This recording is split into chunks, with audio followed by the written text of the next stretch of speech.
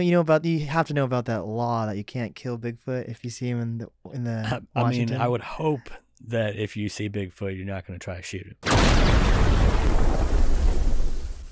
Welcome back to the podcast, everyone. Today, my guest is a restaurant owner in Seattle called Bigfoot Longs. Before he was in Seattle, he grew up in Georgia. He was a combat medic in the Navy, and he also got a degree in graphic design from the Art Institute of San Diego. It's my pleasure to have the one and only Geofrey Redd. How's it going? Good. Thanks for being here, man. Thanks for having me. So I want to start by getting into your background. It seems like you've had an interesting life. So, what was it like growing up in Georgia? I grew up at the first part of it kind of on a farm. Mm-hmm. My granddad, he raised cattle for selling them. We never had any kind of crazy stuff going on the Mm-hmm. farm. We just like go to these cattle fairs, and they'd auction off these cows, and he had he grew a lot of corn and stuff like that, and it was like hanging out on tractors and Hell yeah. stuff like that for most of my youth. And yeah. So how did you go from growing up on a farm to being interested in going into the military? Is that like a thing that runs in your family, or how did that work out? Well, kind of, but not really. Like my stepdad was in the Army, Mm-hmm. and he never really was like, you should join the Army or anything like that. Right. But when I was senior in high school, it was 2002, and it was just like I graduated like right after 9/11, and Mm-hmm. there was a lot of like patriotism and stuff going on around that time, and it seemed like to me, I definitely knew I wanted to get out of Georgia Mm-hmm. and just like travel the world, and it seemed like the best way to do that. I wanted to be a doctor too. Ooh. And so like I ran into this recruiter in the Walmart parking lot, and he was like, "Hey boy, what you doing with your life?" And he's like, I'm like, "Well, I kind of want to be a doctor," but he's like, "Where you going to? You got a good college?" I'm like, "No, I have no idea what the hell I'm doing. My family's like super poor." And he's like, "Oh, how about a $60,000 scholarship, and we'll teach you to be a doctor?" And I was like, "Wow, that sounds like a pretty quick way to get that done." And also, and he's like, "Don't you want to serve your country too?" And I'm like, "Oh, damn, yeah." He really kind of reeled me in with that, and so I just joined the military from that. Damn. How long were you in the military for? The absolute minimum obligated amount of time, 5 years. Awesome.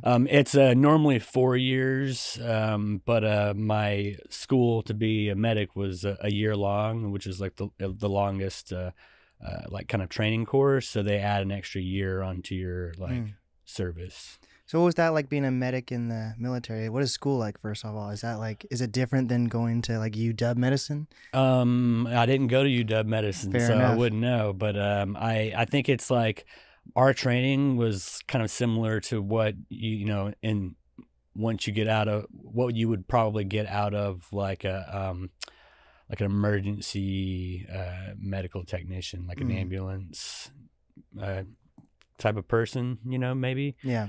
It's really strange. You'll hear this from a lot of veterans, but your training and the stuff that you are taught in the military, it just doesn't translate almost any of the time. Wow.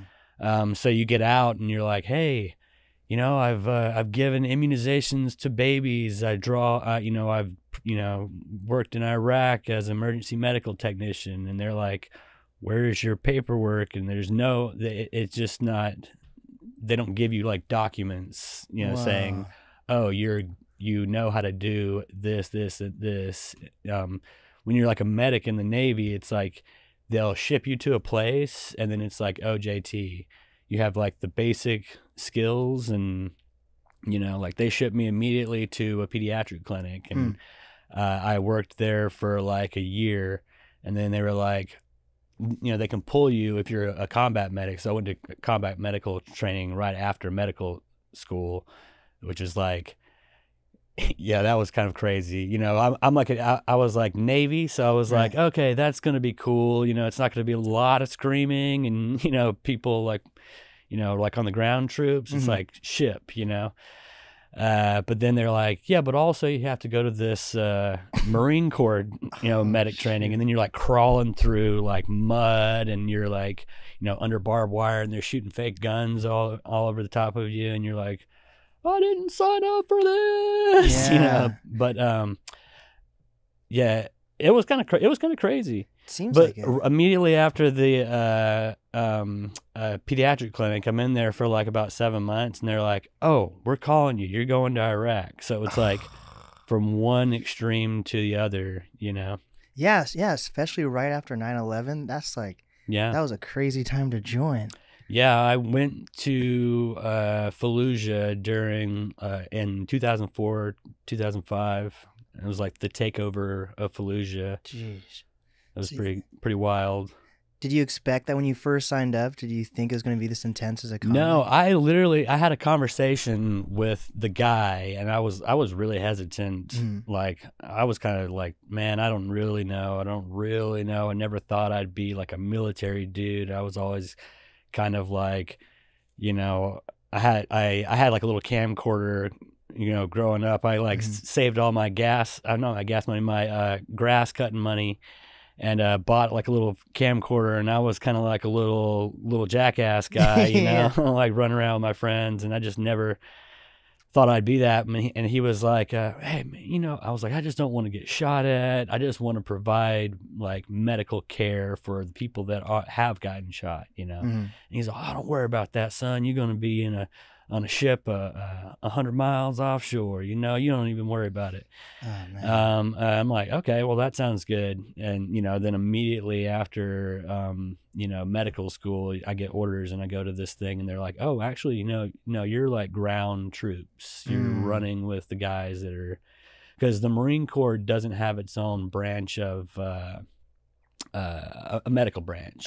And the Marine Corps is a branch of the Navy. So the Navy provides medics. And they train them to like provide medical care while being shot at, and to defend yourself. And they teach you how to like use a lot of different weapons, you know, so that you can like defend yourself. Right. So I'm guessing like any branch, you basically have to know how to use a weapon, like, unless there's like a technical branch, maybe. But they teach you how to do all kinds of crazy stuff. They're like, you know, once a year you got to go like in the gas chamber, and they just gas the hell out of you, and the training is to be able to clear to don and push the button, and you know, you get the gas out of the inside of the mask, and it's kind of like to train you how to like react in these types of situations, you know. Wow. So they gas you, and you like put on your gas mask, and you're like, clear, and they're like, all right, you're good to go, and then you walk out, and you're like, whoa, you know. That's crazy. Yeah. So you probably had one idea before you got into the military. Yes. I'm guessing you told your family one idea as well. So as soon as you got shipped off, though, what was that like telling your family that? Oh man, my mom was so worried, and everybody was really worried. I was worried every day that I was there. I was terrified. You know. Yeah, it was pretty crazy. But you made it out, man. I made it out, dude. That's like one of my proudest things in my life. I don't know if it was like, it was just pure luck, really, you know. But we were, you know, I was with a bunch of really talented, like brave dudes, some pretty good dudes. You kind of remind me of like Forrest Gump, maybe a little bit. That was a huge inspiration for me growing up. I'm like, man, that dude does everything.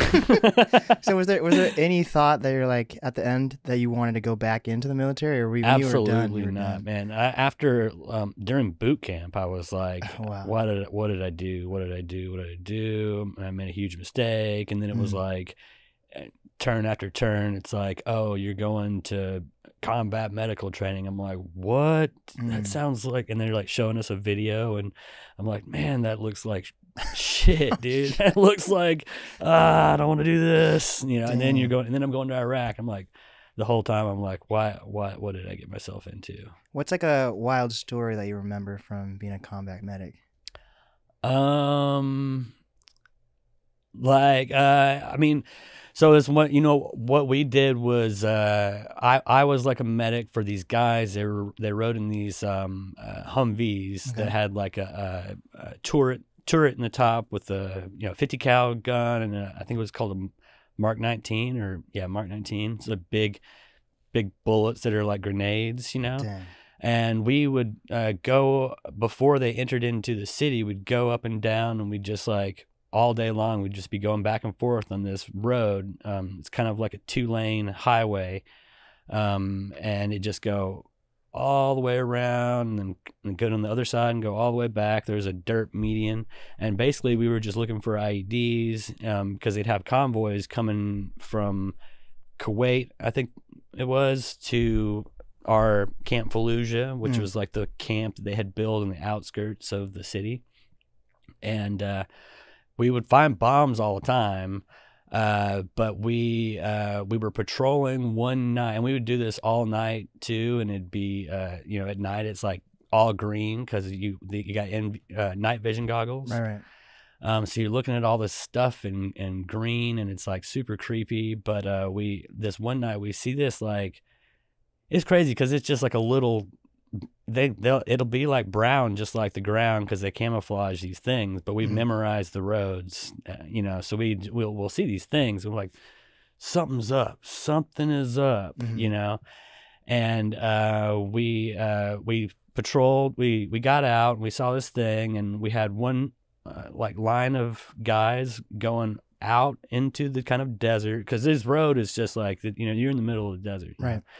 And kind of going way out around this thing, and we're on the other side of the median, and this thing just like boom, just goes off, and then it's just like pure white and your night vision goggles, and I'm like on the ground, my ears ringing just like Saving Private Ryan, that kind of famous scene. It's like it was just like that. It was just like wee, And I had blown my eardrum, but like once I kind of like come to, I heard like a guy yelling for Doc, and it was this one of our like group leaders. He really funny dude. I love this guy, but he just had this huge, like not huge, but probably like 3-inch gash. That's pretty huge. Yeah. In his leg, it was just like wide open and bright red and not really even bleeding, but just like, it was just like, whoa. And it was the first time because this is in the very beginning. This is before we entered the city and we're doing all that type stuff. It was like all of our first time. And he was the only one that was hurt. And we were just like, everybody else okay? Everybody's fine. And we're like, we got to get the hell out of here, And it was just like immediate, like, just like they taught me, when you get like a wound like this, it's like pressure dressing, and then just elevate. So we threw him in the back of the Humvee and had his like leg up, in my arm. We just like got back into the base, and they treated him, sewed it up, and everything was fine. But that was just like one of the first kind of like contacts we had. Holy shit! And that guy's lucky he has his legs still. I know. Whoa. Yeah. That's so wild to think about that. Like, oh my, I feel so safe. Just, we take for granted the things just here in America. Like, I'm just able to like live my life doing a podcast. Yeah. Like, that's your first experience dang. That is so wild. I mean, that's just like probably the most tame I could think of. Yeah, I can only imagine. So how long did it take for you to, or maybe you're just not a queasy person in general, or how long, if you are a queasy person, how long did it take you to get over seeing things like that? Oh, you kind of like, when you're doing this medical training, it's like this is all you do. It's like your job, and it is like it's like repetition. So like when it happens, at least this is how it happened for me. Because you're always terrified that you're going to make a mistake because these people's lives are in your hands, But when the shit like goes down, it's like we've gone over this like a million times, and everything was just like It was just like I just knew where everything was in my pack, and Ooh. it was just like you just react and you just take care of the thing, and it's like you're not even thinking about like being queasy or whatever. You're just doing the thing that you need to do. Dang, I wonder I wonder what the chances are though if how much training you have and then you just go blank though. Does that ever happen to people, do you feel like? I guarantee it happens because like when like some of these type of like firefights and stuff, it's just like there's too much there's a lot going on, and you're like looking all around you or whatever. I could see you getting scared for sure. So what do you think of like military movies or like Call of Duty or anything like that? Do you think it's silly, or do you? I just like don't play video games really, but military movies, I don't think they're silly. They're stories, you want to people want to hear those stories too. I like one of the closest ones was what was that one about the bomb squad with Jeremy Renner? Oh shoot. That wasn't Hurt Locker. What was it? Hurt Locker. It was Hurt Locker? Okay. Hurt Locker was like real, and Jarhead was like real. Like it was just like, wow, that's exactly how it is. Especially the Jarhead stuff. Damn. But Hurt Locker had a lot of the, like the just like it's mostly like Jarhead really. Right. It's like a lot of it's like a lot of downtime with a lot of camaraderie and getting in fights with each other, but like a lot of like hanging out with the dudes and being it's a lot of camaraderie. It's like kind of like good and sometimes and then the next thing you know it's just like bad, and then you're like it's a lot of back and forth like that. So you get out of the military. Do you think that changes your perspective to about art? Because you still end up going to school, but like if you're seeing all this stuff, like how do you still be like, I want to be creative after experiencing this stuff for 5 years? I mean, I think that art therapy is like one of the best types of therapy. I'm a huge proponent of it, and I think that like it's like should be used a lot of like just like veteran kind of like helping veterans out. That's kind of like where I go when I am sad. I go to drawing or doing some type of art. I don't know if you've seen my yarn art that I do. You yarn art? Yeah, I didn't even see that. So I have like this thing called Yarns and Noble. Okay. It's I hand hammer nails into wood and connect it with yarn and make images. How have I not seen that? What the heck? I need to check that out. That sounds you should. Dope. But art therapy and actual therapy is definitely good. But I don't know. Yeah. Okay. Yeah, I get that. So what made you decide to go to school for art then in the end for graphic design? Well, because I had always wanted to be like that, and I was just like, okay, I made it through. I made it, past Iraq.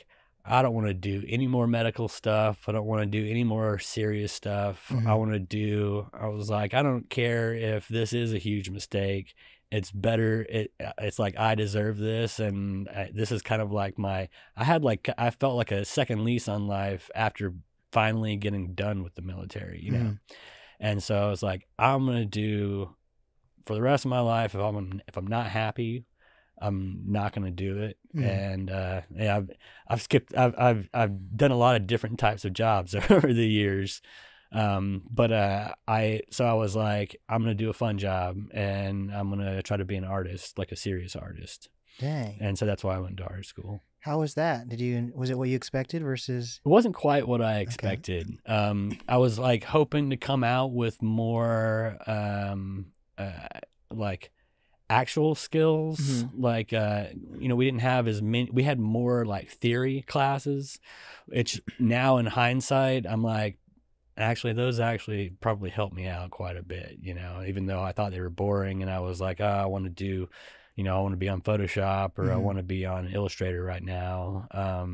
They actually helped me out quite a bit. And so, yeah, my degree in graphic design, I mean, you know, if you look at Bigfoot Longs, it's pretty, you know, it's helped me out. Yeah, it's dope. Yeah. So, what is like some theory behind graphic design? Is it like what attracts Oh, people or something? Or? yeah, just what like visually things that are visually pleasing, and it's all Mm. about like symmetry and asymmetric type of art, all kinds of just I don't know. It was a lot, Right. really. It was like oh, so boring. So you graduate and you're in San Diego, and then what happens in between? So like how long Yeah, from so graduating to I you get to Seattle? graduated in like 2011, Okay. and I was in San Diego, and I was like, okay, I got a job at this place called Modern Postcard. It's Okay. a really big print shop in San Diego, and I worked there for like 3 years. It was all pre-print production, not a lot of creativity, bored out of my mind. And like I said, I was just like, man, this isn't art. This is just, you know, what it is like you get a file, and it's a person that doesn't know how to put this stuff together, and they're like, I got all these pictures, I got all these words, can you do it? And I want it right here in this corner. I want, you know, they give you exactly what it is, and Right. and a lot of times it's already been put together, and all you have to do is look at it and make sure it has all the stuff that's ready to run through the printer, you know. Super boring. And so I was just like, okay, and it didn't pay that well either, because I think, you know, the Art Institute got like a lot of flack for this too, or whatever. They're just churning out like graphic designers, like, you know, it's like 100 people graduating every, you know, quarter. Oh wow. And it's like in San Diego, it was like the most, I think it was like $15, $16 an hour last time I was just, when I left at that time. After graduating. Yeah. Wow. And you're like, okay. And I had worked my way up to kind of like one of the senior kind of editors there. And I just was like, still not making a lot of money. And my buddy, one of my best friends, he was like working in construction, and he was like, dude, I'm getting paid like $50 an hour right now. Yeah. And he's like, we're hiring too, and it's super easy. And I was like, dude. And I remember going on this like long hike and being like, I'm gonna go on this hike, and I'm gonna make this like really big decision to either, you know, just quit and take a construction job and try to like work on some art. And I had the idea for Yarns and Noble at this time, and I was like kind of like working on it, and I really thought I had something, you know. And so I quit my job and started working for them, and construction was like one of the best jobs I ever had. Yeah. I really love working in construction. It's a lot of opportunities to like, you know, just, it's like OJT too, you know, it'll be like, okay, well, we need this, you know, lift to be operated, or this like weird thing. And you're like, okay, I'll get in there. And it's like super easy. Yeah. Like, you know, these levers, you know, and you're like, oh yeah, I can operate that. And next thing you know, you're up in the air, and you're like, hell yeah, this is fun, you know? And it paid like really well. So I did that for like 2 years, and ended up, I was in a relationship, and she got accepted in UW for her master's in social work. And we didn't want to break up, and I was like kind of looking for an adventure. I'd been in San Diego for like 8 years at that time. And yeah. I was like, yeah, I'll just move up there and find a construction job. And like, that's kind of what the beauty of construction and jobs where you can do on the job training, you know, like you can just go somewhere and figure it out. So we moved up here, and I was like, it was kind of weird. Like, so we moved up here, and it was like raining like crazy. Yeah. And I was like, man, when we visited, it was all sunshiny and everything. And I was like, and people were like, it doesn't rain, you know, like it like sprinkles, you know, whatever.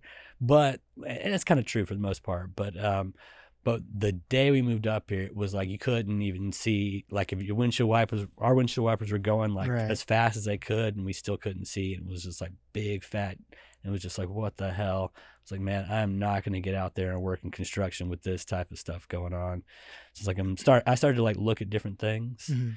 And at the time we were both staying in this hotel. We hadn't even found a place to stay yet. Dang. We had another couple, and we were gonna like rent a 2-bedroom house, and so we were like looking for the perfect place. We were staying in a hotel down by the airport. Okay. Like, yeah. SeaTac? Yeah, SeaTac. And this Citibank commercial came on for Eduardo Jordan, who's a chef of June Baby. And it was the Citibank commercial was all about like him starting out as a dishwasher and like working his way up and learning from doing little things, and then next thing you know he's a chef, and then next thing you know he gets a loan at Citibank, and boom, he has his own restaurant. Yeah. And I was like, damn, like if you can start from washing dishes, I can wash dishes. I can just start there. Yeah. And I was like, damn, I like when I grew up, like one of my like heroes was Emeril Lagasse. I don't know if you know who he is. Tell me about him.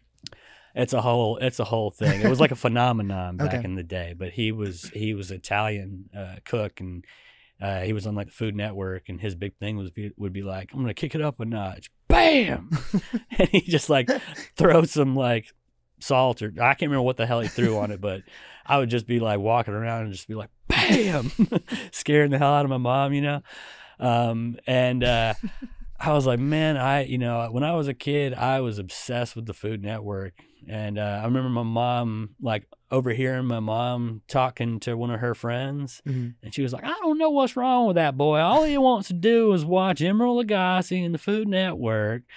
He wants a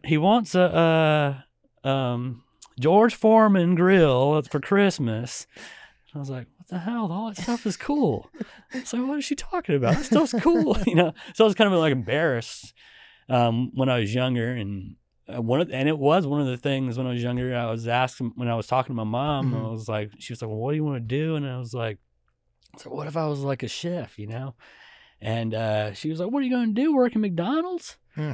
Because like that's the only, like there's a McDonald's, there's a Dairy Queen and a Sonic, and then a couple of like hometown places in my hometown. So you're in a small. It's a small hometown. It's like two miles wide in all directions. Whoa. There's always been this place called Taylor's Barbecue. Okay. That's just worldwide. Well, no one knows about it in the world except for the people in my hometown. But it's like I've been all over the world, and it's like the best barbecue. Hell yeah. But other than that, they're like family type people. So it's like, I'm not going to be the chef there. And so, she, in her mind, she was thinking like she's always like a home, like a Southern, a person that's grown up in that same hometown, and she's thinking small town. And, I've always been like big town, sort of bigger thinking, but I kind of like was like, oh, she's got a point back then. But when I like saw that commercial, it inspired me. And literally it was like, I don't know, coincidence or fate or whatever.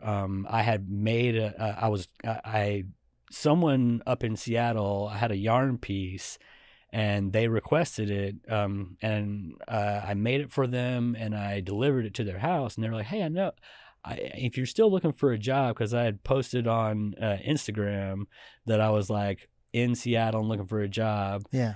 And they were like, oh, I want a piece. I made the piece. And they were like, if you're still looking for a job, I heard about this dishwashing position from my friend at this German restaurant downtown. And I was like, damn. So I just took it as kind of fate, and I was just like, all right, I'm going to do it. And and it was, plus I needed a job. And so it was like, if anything, I could just quit a dishwasher job, no problem. Right. So I can just do it in the meantime or whatever. And so I just started, and yeah, it's kind of like the rest is history from there. That's awesome. That does sound like fate. Yeah. Dang. That's happened a couple of times in my career where I've been like, man, I would really like to learn how to do X. And then the next thing you know, someone's like, hey, we have a ice cream position. Do you want to come work making ice cream? And I'm like, was just thinking about, I had an idea for, Cherry and the Hendersons for Bigfoot Longs. You probably don't know Harry and the Hendersons. Mm-mm. It's a movie from the 80s too. Okay. It's a Bigfoot movie. Oh wait, no, I knew that movie. Starring Jonathan Lithgow. Jonathan Lithgow. Yeah. I know that movie. So I was like, oh, Cherry and the Hendersons, that'd be hilarious. And just like right after that, I heard about this ice cream position, and I was like, damn. Wow. I could do this and learn how to make ice cream, and I could make Cherry and the Hendersons and come up with some more Bigfoot ice cream flavors, Definitely Forrest Gump over here. So Bigfoot Longs, before we, let's get into Bigfoot Longs then. So I'm guessing because we're in the Pacific Northwest, how like Bigfoot's a big thing. Is that how you first got the idea of that, or how? Yeah, for sure. Be? Yeah. Okay.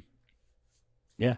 That like when I first how I got the idea for Bigfoot Longs is I had gone home to visit my mom, and my dad and I, we don't hang out that often. We don't talk that much, but he had this like hot dog cart that he was trying to get rid of, and it was like a trailer, but it had like a grill on the back, and it did have like a sink. But you could just automatically tell, because I worked in Seattle for a bit of time at this point, you just could tell that it wouldn't fly in Seattle, like code-wise. So I knew it would be like, man, I can't take this because it just won't, wouldn't even be able to, I wouldn't have anywhere to put it even. Right. And it'd be like a huge hassle to try to find a place to put it. And I didn't have a hot dog idea at the point in time either, so I was just like, what am I? But so I was just like, no, sorry, I just can't take it. And I got back to Seattle, but because he was like, man, he was like, boy, you take this to a football game out here, you park it out there, you make $1,000 a night. I'm telling you, he's like, just boiled hot dogs, and you get the regular ass bread from the grocery store. I'm like, $1,000 sounds like, but then I'm like in my head, I'm kind of doing the math a little bit, and I'm like, it could be if there was like, 800 people show up and there's no food or whatever, or they're looking for hot dogs, or there's a line or whatever, But, and I was a sous chef at this place called Jones Brothers, and I was sitting down there doing inventory, and I was doing orders. So I was like, but I was kind of daydreaming a little bit too. Yeah. So I was like, oh man, if I was gonna do a hot dog place, it had to be kind of special. I had all this, like a lot of the assignments in college were like, think of a new restaurant, and then you'll have to design the menu for it. And it's all about just designing the menu and coming up with the logo and all that type of stuff. So like, just do that all the time after college anyways, just always thinking about like stuff like that. So I'm like, if I were going to do a hot dog joint, it'd have to be a special hot dog joint. It wouldn't just be my dad's boiled hot dog. He's got to blow him out of the water, you know? So how am I going to be way better than my dad? Right. And so I go, okay, well, what are the types of special hot dogs out there? And at first I was like, oh, you got your chili dogs and your Chicago dogs. And I was thinking about, I was like, what are my favorite types of hot dogs? And when I was growing up, we did only have the Sonic. I mean, we didn't have the Sonic until I was like 12. Got it. And they brought it in town. It was like the huge thing. It was like, holy crap, this is like literally there's nothing to do in this town. Right, there's like houses, like it's residential basically only. So like when you got Sonic, it's like, whoa, there's neon signs and you can actually pull up and this and that. It's kind of like an attraction. And I was obsessed with the foot-long chili cheese coney. And I was just like, man, these are the best things ever. And I'd do my little, cut my grass, have my little allowance, and I'd like get myself a cheese coney, and I'd love like watching movies. And so I'd just go back to my house, and it was like literally like a block away from my house. So I was allowed to like walk there and get something and come back, like a freeze or whatever, like an icy. But this one time I was like, all right. And I was like, I'm going to do 2. I'm gonna do 2 foot longs, and I got myself like really sick eating way too much hot dogs. But anyways, so like foot long hot dogs have always been in my memory, and I was like, ooh, what if I did an only foot long hot dog place? And they're all foot long. I was like, is that a thing? So I I'm already in the computer, so I Google it. Like, I couldn't find really anywhere that only did foot long hot dogs. And so then I was like, are there places that sell foot long hot dogs on where I can order them? So I couldn't find foot long hot dogs on anywhere to order. And then I was like, what about foot long buns? Couldn't find those either. I'm like, there's a market.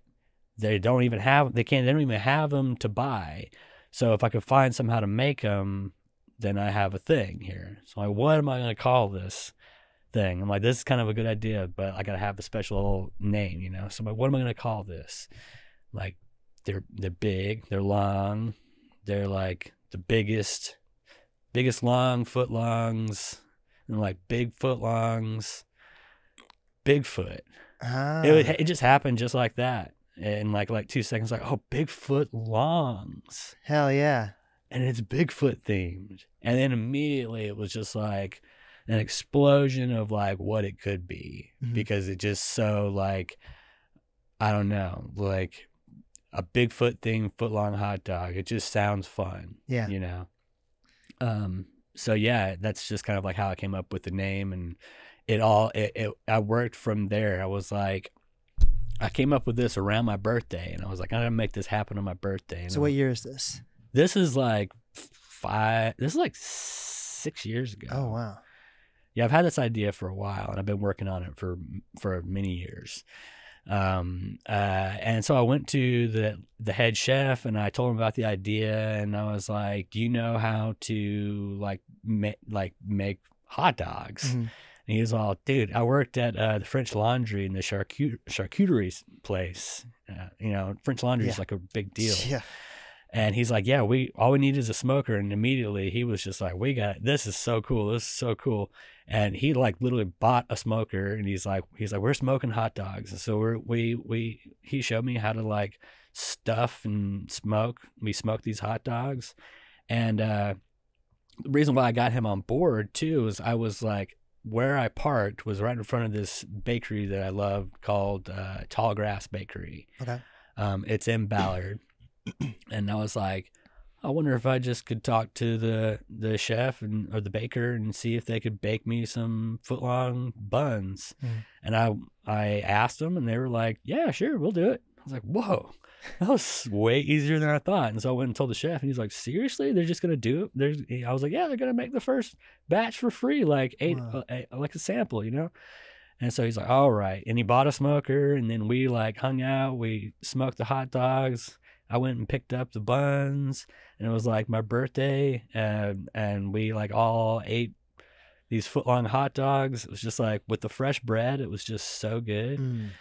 Because they were still like warm in the pack, just we toasted them and just ketchup and mustard, and it was just like, man, I got to do this, like really do this. And so it was like, after that it was like a lot of quiet time in my house, doing a lot of drawings, doing a lot of concepts. I made a lot of the art, like the yarn art pieces. I made yarn art pieces for each hot dogs. The idea, I always wanted to do this full menu completely made out of my yarn art. So I wanted to get a couple of like 4 or 5 of them before I like, started showing people. And, it was all about like, okay, getting the copy, get the trademark for the name, before anybody else gets the idea. I was kind of like really secretive about it at first, getting the website and getting enough stuff on the website, because I didn't want to grab people's attention with it and then lose them. I wanted to grab them and have somewhere for them to stay. So it was like really important to get like a little mailing list going in the beginning, so people would know when I could do it. And yeah. So is there like what's the market like for hot dogs in Seattle? Is there like multiple businesses, or are you one of the few businesses? There's a couple of businesses out there doing hot dog stuff. There's like a Scooby-Doo truck out there. No idea. I haven't really had the what is it called? Well, they got a whole van that looks like a Scooby-Doo van. It's kind of cool looking. Um, Nobody's doing their own bread though. Yeah. You know, I'm out here. I'm Hell really yeah. out here. So are you still working with that specific bakery, or how does that? No. So that was just like, I worked with them for a good while after that, but you just knew that it wasn't going to be able to be sustainable. You know, I'm just like asking for like 100 buns. It's like its own business. Making the buns is its own business in itself. That's why like I had to eventually learn how to do it myself. And Whoa. I immediately after Jones Brothers, I was just kind of like asked if I could do this position making bread, basically being the baker. And I was like, my background was in pasta. I had worked I'd been in the industry for about 4.5 years at this point, and I'd worked mostly in pasta after the dishwasher. The dishwasher position was like, I was like, man, this is too easy. And immediately I learned how to do the fries. And within like 4 months, I was like working on the line with those guys. I just took to it naturally. Anything that I have like a lot of fun with, I just like, not to like be like whatever, but I'm just kind of like, if I have a lot of fun with it, I'm going to be pretty good at it. And that's how it should be, Yeah. So you did like the actual, what is that thing called where you like crank out the pasta stuff? Did you do it like that? No. Well, I worked in like a professional kitchen, and I learned from like a guy that made professional pasta. So he had like a lot of like techniques, and he had like a pasta sheeter, and he actually had an extruder, which is basically like, when you're a kid and you use that Play-Doh machine and you put a shape on the end of it and you squish out like a star, you know? Well, it's like that, but you empty a bunch of stuff into the top of it, and you have like a little thing, and it'll push out, bucatini or spaghetti or whatever. But with a pasta sheeter, it's like, when you see people feeding the pasta through it, and it's like a electric or whatever, not the hand crank one. Got it. Yeah, and then it's all about shaping it. It's very similar to playing with Play-Doh. So it's like really fun job making pasta. But I was just like, well, I had this idea for Bigfoot Longs, and then these guys are like, can you do it? We'll teach you how to do everything you need to know. I'll show you how to make all the bread. And this guy, his name's Dan Malahan, really amazing chef. He's actually about to open next month this place called Driftwood over in Alki Beach, his new space that he just remodeled. And that's dope. Yeah, it's going to be really awesome. But he moved to, oh man, I don't want to get this wrong, but I'm pretty sure he went to Italy. Okay. And he learned how to bake bread. And when we were like talking, he had developed this recipe for brioche that we made these buns in Ryder that I made thousands and thousands of these buns. It's because it was like really popular. It was like 4 pull apart buns, and they put a bunch of crab on top with crab butter, and you dip these buns in crab butter, and it's like so good.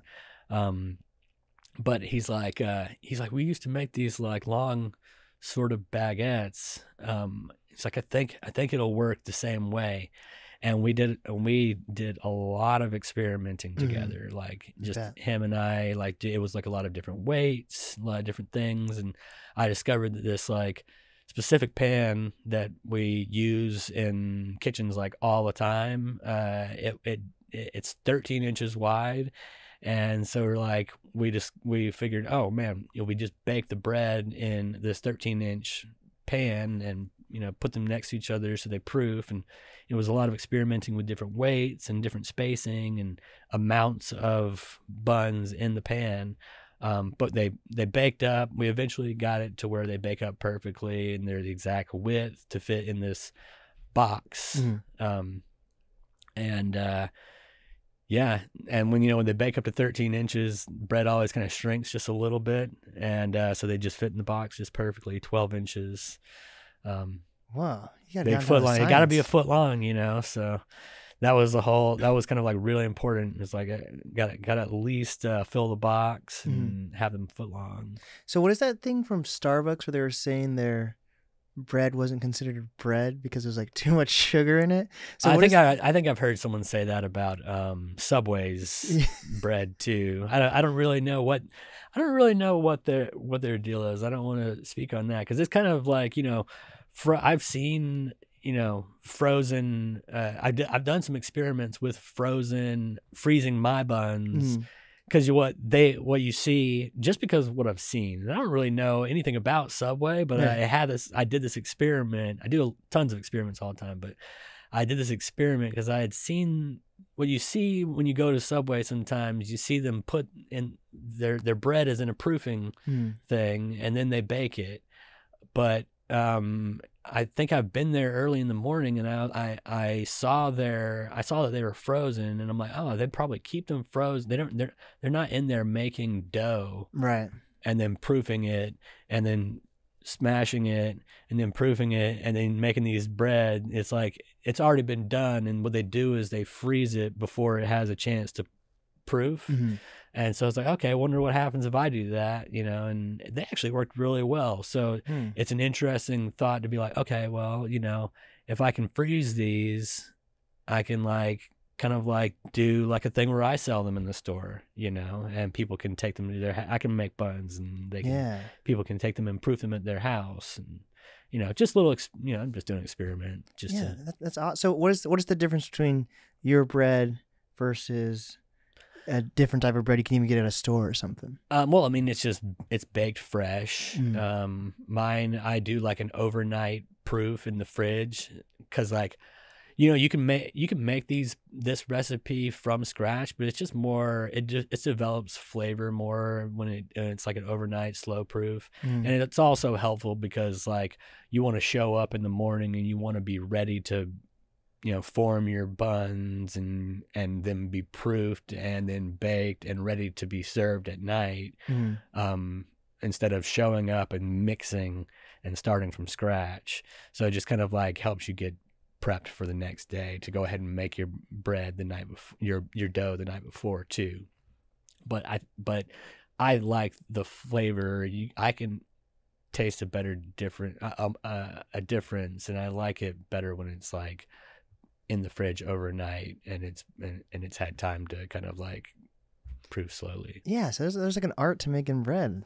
There is an art to making bread. It's really fun, and it's really like, for me, I'm like a kind of like a numbers kind of guy, and so it's all about like baking in general. You know, is all about a numbers kind of game, right? And, you know, you can adjust. You can go, if you keep track of your numbers, you can adjust it if you don't like it, and then you can, you know, take little notes, and it's kind of like scientific. Right. You feel like a scientist when you're doing baking. 100%. A lot of stuff has to be like super exact. Yeah. I like that too. So then how about the hot dogs? How did you figure out like your recipe for hot dogs? So I don't make my own hot dogs. I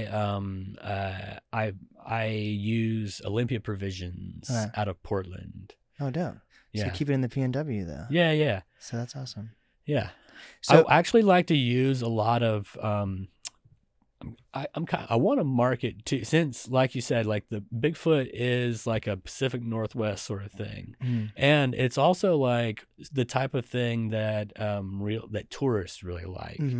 And you know, when you're like traveling, like I even noticed when we drove from San Diego up to here, I stopped by like 2 different places, and it was like on the like stuff on the side of the road for like people entering in Portland and then people entering in Seattle type of thing, you know, and they got tons of like Bigfoot stuff. Yeah. And you're like, no, this is what like the tourists like really love. So I think that I'd like to, my vision is like, we're like down in Pike's Place, you know, and I got these like foot-long boxes that have these like shiny stickers on top, or like sometimes I do this like bright pink stamp, you know. I eventually want those like bakery boxes, those pink bakery boxes. You know, those are like, I've been working on trying to get that, but it's like it's a really expensive custom thing. Then I have to order like 10,000 of them for it to be like affordable. But that's like my ideal box. But what it is like that thing, like in Portland, you have Voodoo Donuts and you see someone walking around with that bright pink box and you're like, what is that?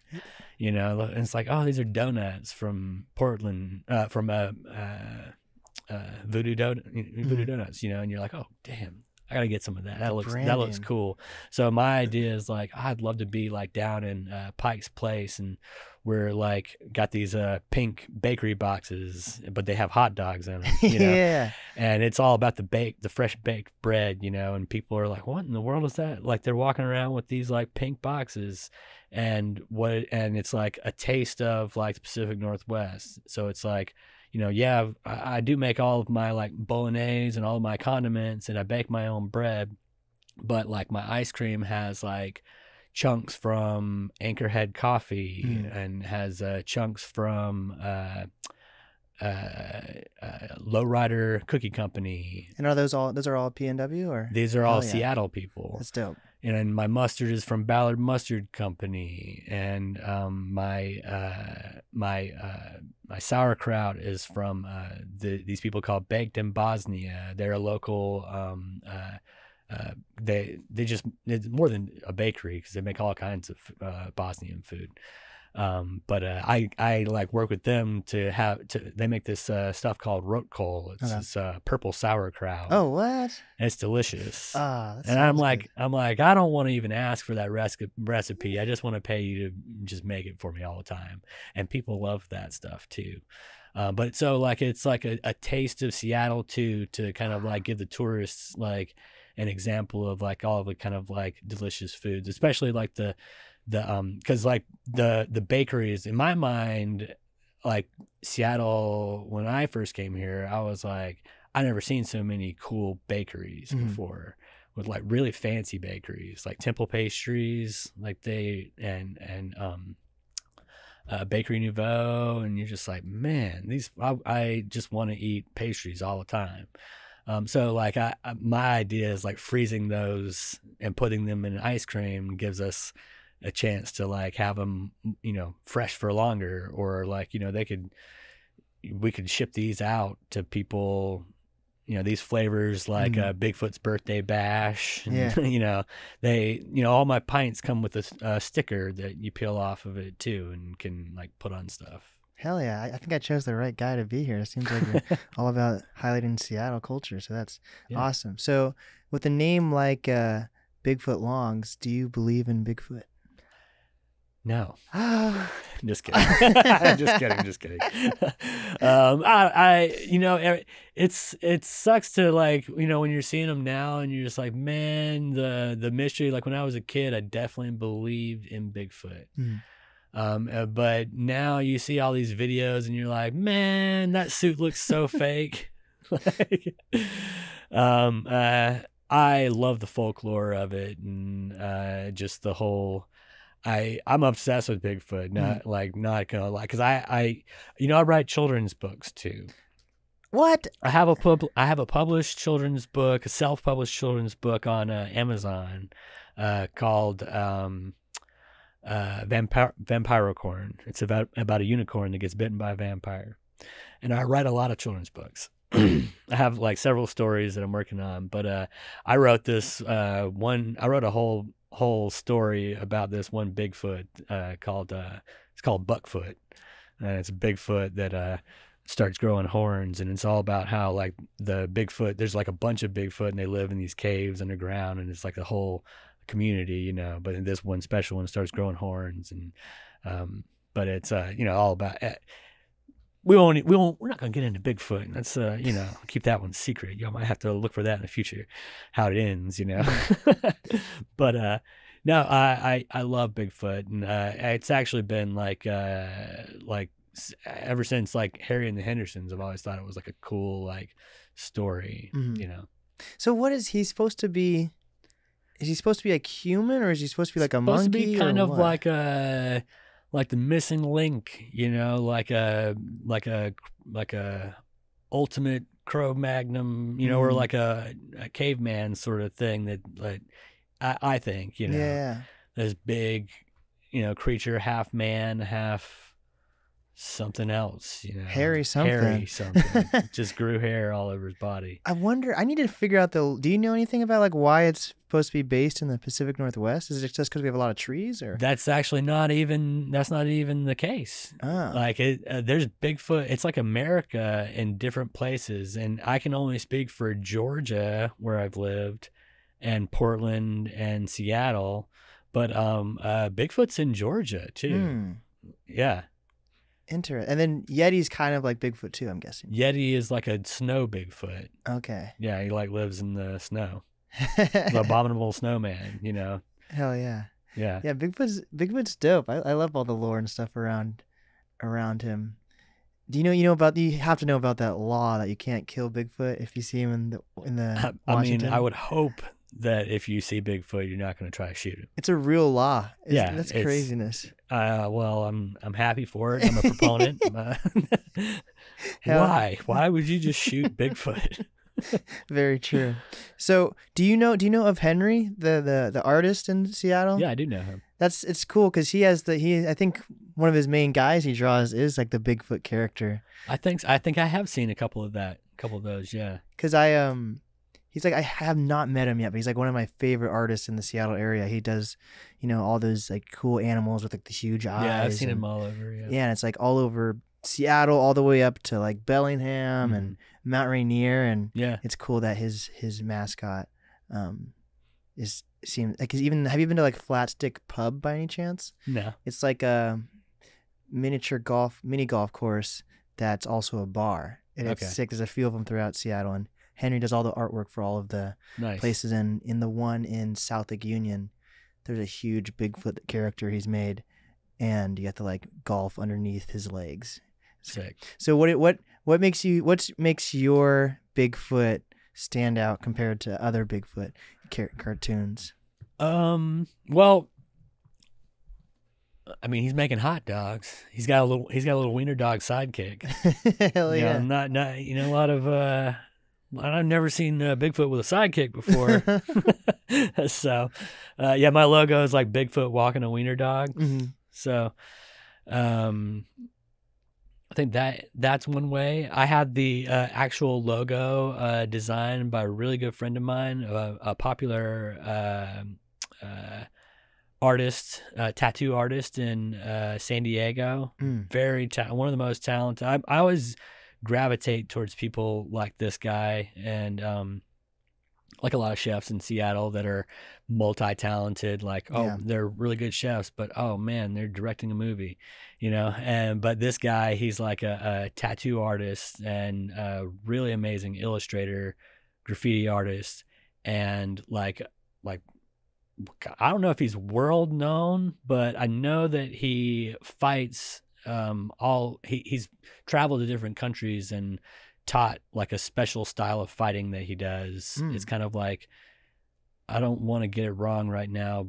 It's because I don't think it is jiu-jitsu, but it's like like a lot of grappling, and it's his special style, I'm pretty sure, because he like teaches people how to do it every now and then, and he wins too. Oh, dope. He actually, a guy was like breaking into his spot at one point, and he fought this guy. he didn't really fight him. He grappled him. You know, he's like, it's like a very disciplined thing, but he grappled him and he held him down until the cops came. Oh wow! And he was in the newspaper for that. Hell yeah! But yeah, he illustrated the logo for me, and there's another design he did for me as well. It's my T-shirt design. It's Seattle's longest wieners, and it's a little wiener dog with a foot-long hot dog in its mouth. People love that design, and it always sells out because I do my merch, and I do like tie-dye shirts, and then we'll print that wiener dog, Seattle's longest wieners on there, and people just love that design. And I'm starting to like see people wearing it around town. I'm like, oh, it's because they're bright pink. A lot of them are bright pink or like a purple on black tie dye, so they kind of stand out. That's awesome. Yeah. So when did you officially open, like start doing like pop-up shops in Seattle? So I actually did my first pop-up the week before COVID hit. Oh wow. Yeah. What was that like to promote that? What is it like to even promote like a pop-up shop in Seattle? Is it hard to get your name out there or? No, well, I mean, it wasn't because I had done so much Instagram stuff, Mhm. and I had a decent amount of following for my Yarns and Noble. Mhm. So I was able to kind of just be like, hey, go follow this other Instagram. And I'm actually, it's like an art show, and I've made the menu out of yarn, and I made this, logo, this like, it's like Bigfoot holding a hot dog, and it says Bigfoot Longs, and I lit it with like a neon like light. So it was like super legit. Yeah. And so I was talking to a friend of mine. His name's Ryan, and he worked for Guitar over at Sugar Hill. She's a chef at Sugar Hill. And he just like went out on a limb, like how your friends do for you sometimes. And he's like, my buddy's trying to do a pop-up. You think he could do a pop-up here? And she was into it, and I met up with the two of them, and we just like scheduled a time. And at the time I hadn't started baking yet, so I did that. Well, I was like, I need 100 100 buns, you know. And in the beginning too, I was working with Rain Shadow Meats. Okay. They're like a butcher company here in Seattle. It was just the only reason why I switched to Olympia Provisions was because it was local or semi-local, but also it was like a price point thing. It was like having them. Olympia Provisions are a bigger thing, and they have like a machine, whereas Rain Shadow Meats are having to make these things and smoke them by hand, and so they were just like they're just way a lot more expensive. And then what you'd have is, I'd have a pop-up down the line. It didn't work because I was doing Rain Shadow Meats for the first couple of times, but not every time people show up and you sell out, And then you have like the way you keep hot dogs and like a hot holding sort of thing. You can't just reuse them. You have to throw them away, And so you're like, okay, I'm throwing $5 away. Yeah. And then you're like, okay, no one showed up to this one. I just threw $300 away. And so you're like, and my decision to switch was just a price point thing and being okay with throwing X away at the end of the night. Right. And eventually, I would love to get to a point where, I would like to transition maybe a couple of times, like a point to where I am using Rain Shadow Meats again, and it's and we're able to sell out. So we're like, okay, we can justify using a more local place.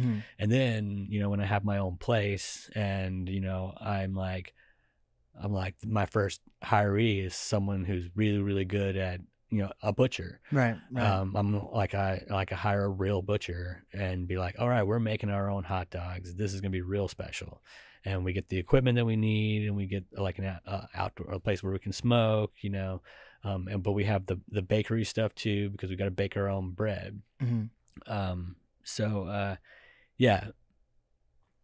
We've transitioned into baking our own bread, and that is the next step, is making our own hot dogs. But when you grow in your business, you have to like do these types of things, and you move forward in steps. You don't always just get there immediately. And I like to take my time with things and make sure that I do it right too. Of course.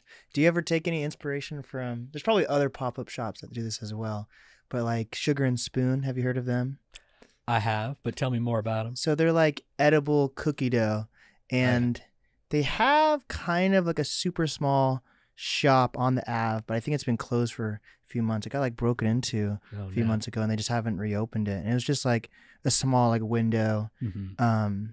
But basically how they make most of their money is they have one or two pop-up food trucks, and on their Instagram and website, they're like, this day, this week, we're going to be here, do. And then they just travel around Seattle doing it that way with a food truck. Have you ever thought of doing it that way, or have you done it that way? Yeah, definitely. Like, food truck is like one of those things that it's in the forefront of your mind when you're thinking about food in general. Everybody's like, well, yeah, food truck looks cool and sounds like a good way to make money. I am not ready to do. Yes. The short answer to your question is yes. I definitely want to do a food truck. The movie Chef is like one of my hugest inspirations too. Just watch that movie like a million times. So inspiring. But you know, I need to have like.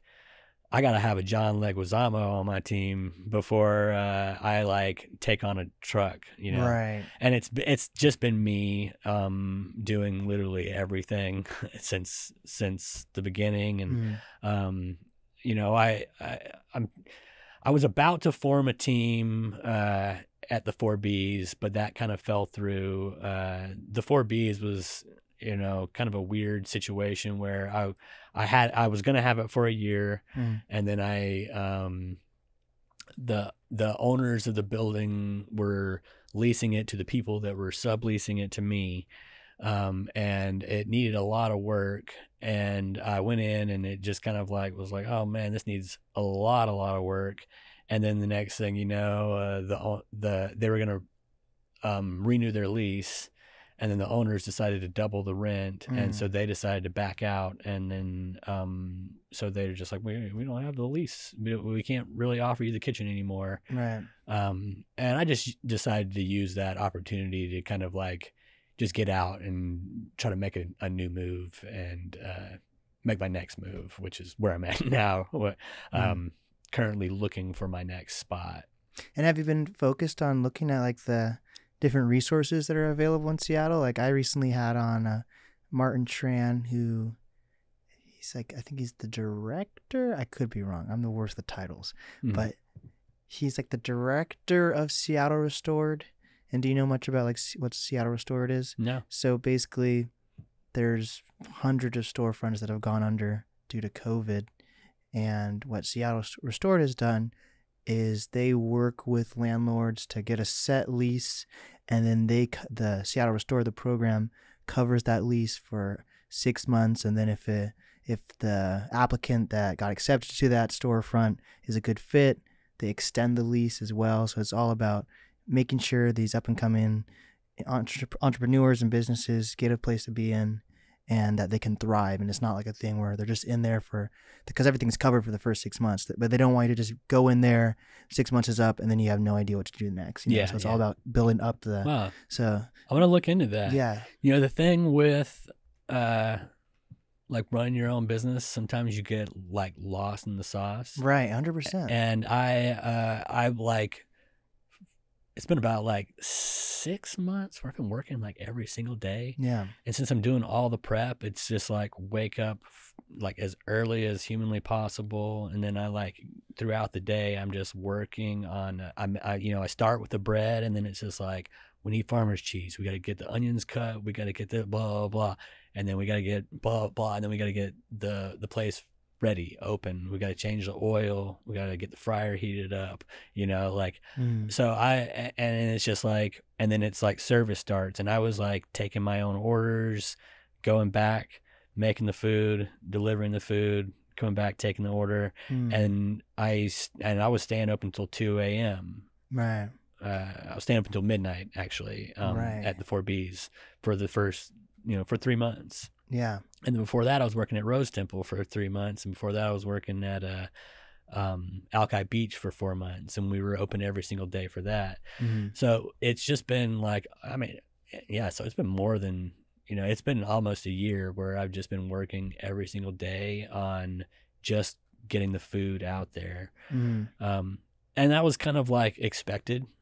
I knew I was going to be like this. And I knew I needed to put in this like hard work to just get the brand, because you can't I gotta get it out there, get the brand out there by making the food. Right. I can't just like post on Instagram all the time of the stuff I'm working on. People actually have to try the food so they can know that it's delicious, and then come back and eat the food and again, and have return customers. So when the Alki Beach thing, Dan, the guy that taught me how to make bread, he bought a bar.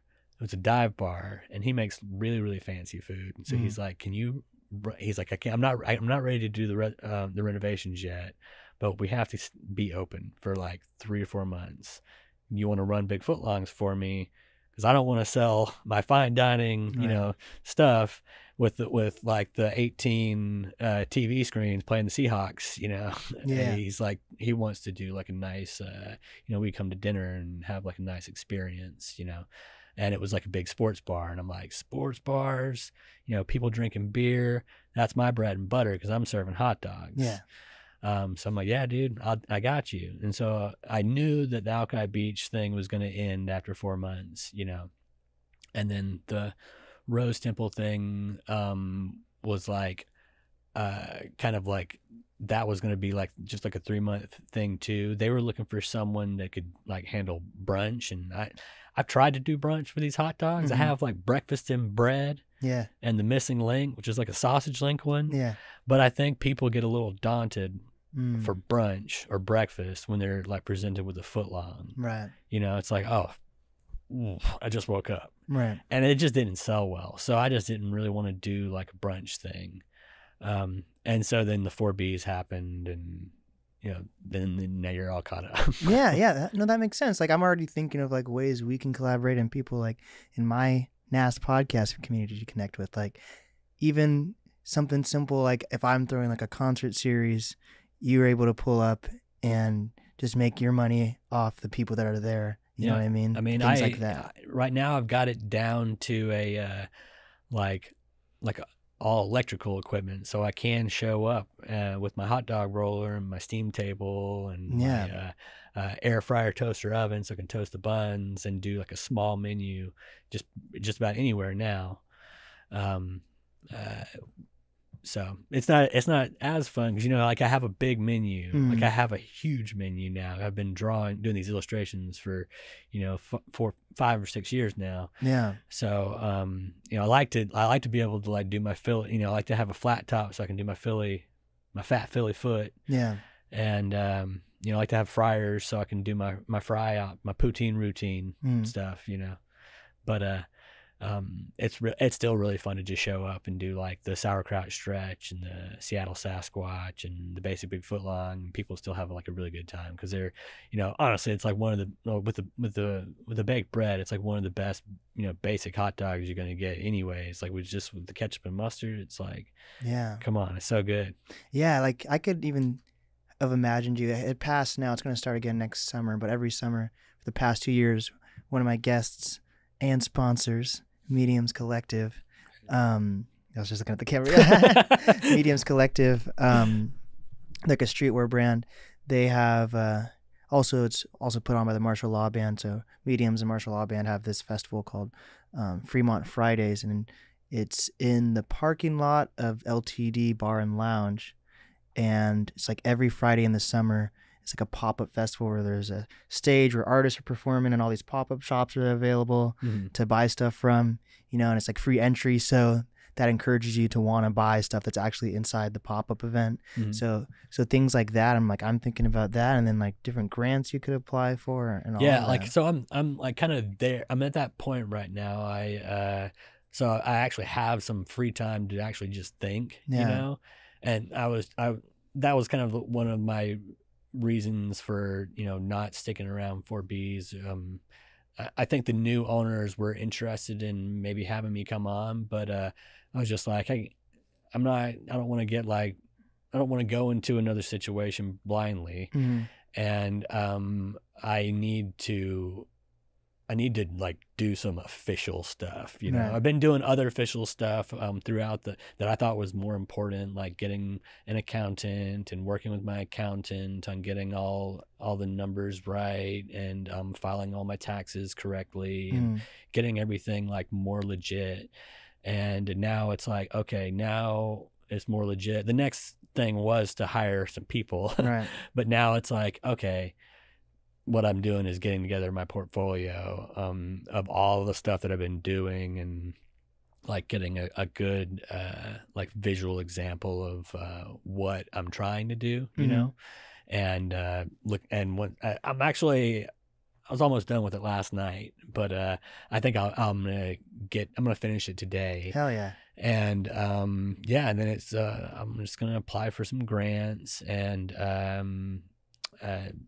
talk to this guy that you had on your Martin. I'm gonna get his information from you after we get off the podcast. But yeah, just like now is that time. I'm finally like feeling like I'm there where I want to make some bigger steps. 100%. You know, the other thing about the food truck too is just like terrified to make that, like, you know, I bought a Mazda back in 2007 that turned out to be a huge lemon, you know, and I just end up spending a lot of money trying to fix it, you know. So I'm like, oof, imagine trying to do that while you're trying to like serve food and you know, file for all the stuff that needs to be filed for even being able to serve food. You know, you gotta check in with the city for anywhere you're parking your truck and anywhere you're serving food, you know.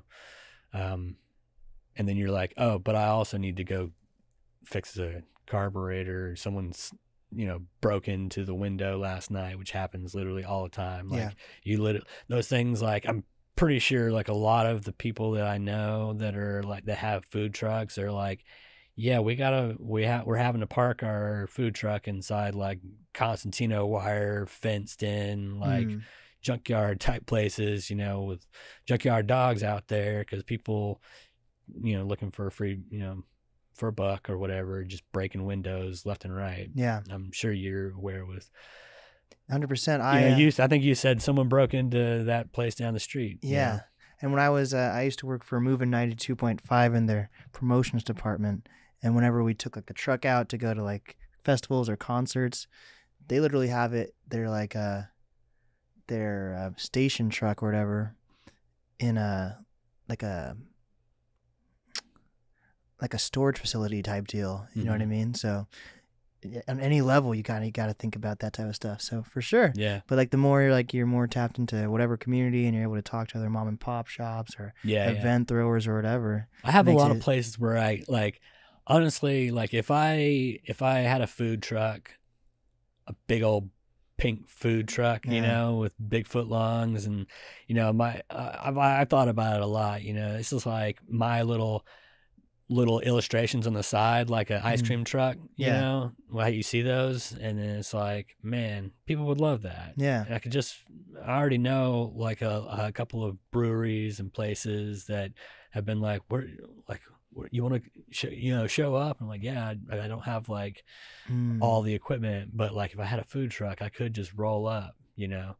So I think I could do really well in this city if I got a food truck. 100%. And it is, you know, it's definitely it's in the top of my brain, you know, but it's like right there level with like getting a really cool place that's like a, you know, a food truck almost makes more sense because like, you know, Bigfoot's kind of like elusive, you know, and you don't know where he is, you know. So if it was a food truck, it's like, where is the food truck, you know? But I do like having a place. Yeah. Where I can like a home base. 100%. Just being like portable and stuff as well as just having both type of deals is cool. Like I have like multiple studios I'm recording out of, but then I also have any equipment you see here, I also have at my house, so I'm able to take that on the road or if I'm going on tour or whatever, you know. So it's always cool to have something like that to just one up other businesses who don't have that type of deal. And it's like the, you know, taking steps when you can get to those steps, not trying to skip a step. 100%. It's like if I have a food truck, I bake my own bread. I'm not going to be able to bake my bread out of the food truck. I'm going to have a place. Yeah. Well, if I just have a place that I'm just making bread for the food truck, that place doesn't make any money. The food truck makes money. But if I have a restaurant and then I get the food truck afterwards, the restaurant can make money and the food truck can make money. 100%. And we make the bread in the restaurant. So that's kind of like my thought of like how I think I want it to go. Right. Is like let's not like have something that's not an asset. Let's have two things that are an asset instead of one thing that's not and one thing that is. Have you ever thought of that? I don't know how people do it, but a lot of like influencers over the pandemic, they came out with like restaurants that were in other restaurants, like the Satellite the restaurant, mobile I thing. think is Yeah, what you're, yeah. like Mr. Beast does that and stuff. Like Yeah, how feasible are those things? That's kind of what I've been doing. Got You it. know, like so I took basically was like a satellite restaurant at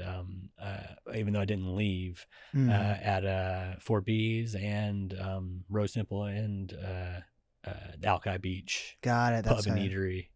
I did a lot. It was exactly that at Fort Bees. I did a lot of pop-ups while I was at Fort Bees at other places. I was working my ass off at Fort Bees.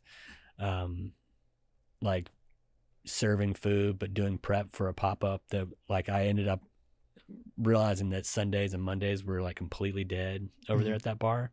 And so I closed on Sundays and Mondays, but started planning pop-ups on Sundays and Mondays. And I would pop up at like Fair Isle and Fremont Brewery. Popped up a few times at Fair Isle and Fremont Brewery once. That was really fun. Well, I like your restaurant idea. I think it's dope. I'm happy to have had you on the show to talk more about it.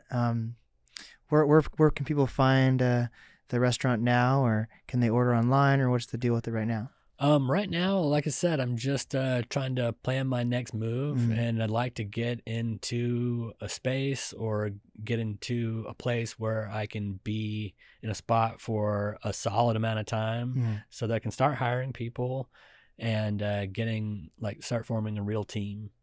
Just follow me on Instagram and go on my website, and there's a mailing list. Get on the mailing list, and I'll keep y'all updated on where you can spot the elusive Bigfoot Longs. Hell yeah. Out there in the city. And what is some final advice you have for up and coming artists, creators, influencers? Just keep trying. Just keep on going forward, and don't what's better for you better than anybody else. So if you think you have like a really cool idea, then you should do that idea. Hell yeah. This has been the NAST podcast with Geofrey Redd. And we did it.